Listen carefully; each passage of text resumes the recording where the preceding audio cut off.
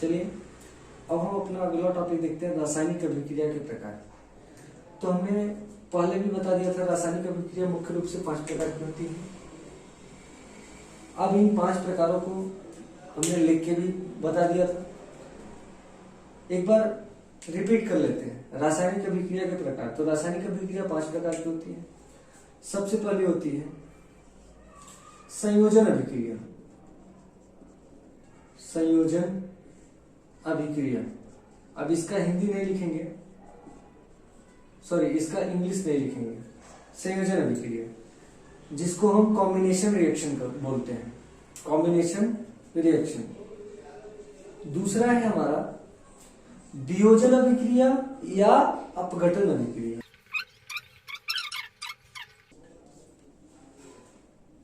जिसको हम क्या बोलते हैं, डीकम्पोजिशन केमिकल रिएक्शन। ठीक है। तीसरा हमारा क्या है, तीसरा है विस्थापन अभिक्रिया। विस्थापन अभिक्रिया, तीसरा है हमारा विस्थापन अभिक्रिया। और चौथा है हमारा द्विविस्थापन अभिक्रिया। चौथा, ऐसे ही लास्ट वाला है हमारा 5वां, कौन सा, अपचयन तथा उपचयन अभिक्रिया को हम ऑक्सीडेशन रिडक्शन रिएक्शन बोलते हैं। और द्विविस्थापन को बोलते हैं डबल डिस्प्लेसमेंट, विस्थापन को बोलते हैं डिस्प्लेसमेंट रिएक्शन। अब हम ये रासायनिक अभिक्रिया टोटल 5 प्रकार के होते हैं। इन 5 प्रकार में से हम सबसे पहला वाला प्रकार ले लेते हैं, संयोजन अभिक्रिया। अब हम देखते हैं संयोजन अभिक्रिया की। संयोजन अभिक्रिया को अंग्रेजी में बोलते हैं कॉम्बिनेशन रिएक्शन। Combination reaction. अब संयोजन अभिक्रिया होती क्या है, तो सबसे पहले हम संयोजन अभिक्रिया की परिभाषा लिख लेते हैं। तो संयोजन की अभिक्रिया की परिभाषा क्या होगी। अब चूंकि रासायनिक अभिक्रिया का एक प्रकार है, इसलिए हम लिखेंगे ऐसी रासायनिक अभिक्रिया। ठीक है।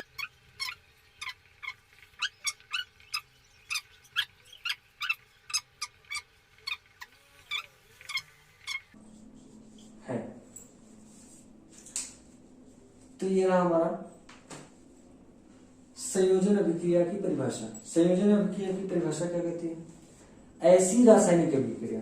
हमने ऐसा रासायनिक अभिक्रिया क्यों लिखा, क्योंकि रासायनिक अभिक्रिया का ही एक प्रकार है संयोजन अभिक्रिया। तो संयोजन अभिक्रिया क्या है, एक प्रकार की रासायनिक अभिक्रिया है।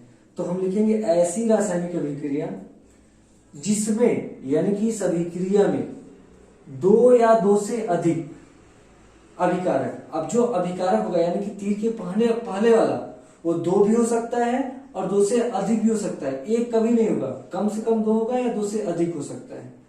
2 या 2 से अधिक अभिकारक मिलकर एकल का मतलब है एक उत्पाद का निर्माण मतलब एक उत्पाद को बनाते हैं। निर्माण मतलब बनाना, निर्माण करते हैं, संयोजन अभिक्रिया कहलाती है। चलिए एक एग्जाम्पल के माध्यम से समझते हैं। एग्जाम्पल के लिए अगर हम देखें तो इसका बहुत सा एग्जाम्पल हमने पढ़ लिया है। जैसे हमने सबसे पहले पढ़ा था, जब कार्बन को ऑक्सीजन की उपस्थिति में जलाया जाता है तो हमको कार्बन डाइऑक्साइड गैस प्राप्त होती है। तो यह उसका एक एग्जाम्पल है। तो कार्बन को अगर हम ऑक्सीजन यानी कि O2 की उपस्थिति में जलाएं तो हमको क्या मिलता है, कार्बन डाइऑक्साइड गैस मिलता है। तो ये है हमारा कार्बन और ये है हमारा ऑक्सीजन।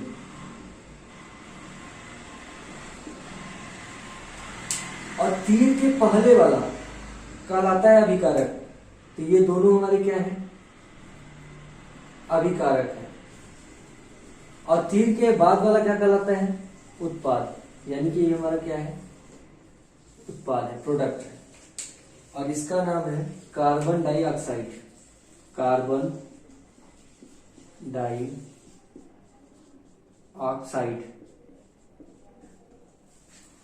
तो यहां पर अगर हम देखें तो क्या कर रहा है, 2 या 2 से अधिक अभिकारक। तो यहां पर कितने अभिकारक हैं, पहला अभिकारक कार्बन है, दूसरा अभिकारक क्या है, ऑक्सीजन। दोनों अभिकारक जब मिल रहे हैं तो एकल यानी कि एक उत्पाद का निर्माण कर रहे हैं। एक उत्पाद क्या है? Carbon dioxide. तो एक ही उत्पाद यहां पर बन रहा है। तो इस प्रकार की जो अभिक्रिया होगी उसको हम क्या बोलेंगे? संयोजन अभिक्रिया। चलिए एक और एग्जांपल देखते हैं। जैसे एग्जांपल के लिए अगर दूसरा देखें तो हमने पढ़ा था मैग्नीशियम की रिबन को जब ऑक्सीजन की उपस्थिति में जलाया जाता है तो मैग्नीशियम ऑक्साइड यानी कि MgO बनता है। तो संतुलित नहीं है, तो यहां पर लिखेंगे 2Mg प्लस 2MgO, तो ये संतुलित हो गया। तो जब मैग्नीशियम को ऑक्सीजन की उपस्थिति में जलाया जाता है तो मैग्नीशियम ऑक्साइड प्राप्त होता है। तो यहां पर अगर देखें तो तीर के चिन्ह के पहले वाला हमारा अभिकारक कहलाएगा। तो इसमें अभिकारक कौन कौन से हैं? मैग्नीशियम है और ऑक्सीजन है। तो मैग्नीशियम और ऑक्सीजन दो अभिकारक मिले और कितने उत्पाद का निर्माण किए? एकल उत्पाद, एक ही उत्पाद बना मैग्नीशियम ऑक्साइड। तो इस प्रकार की जो अभिक्रिया होगी उसको क्या बोलेंगे? संयोजन अभिक्रिया।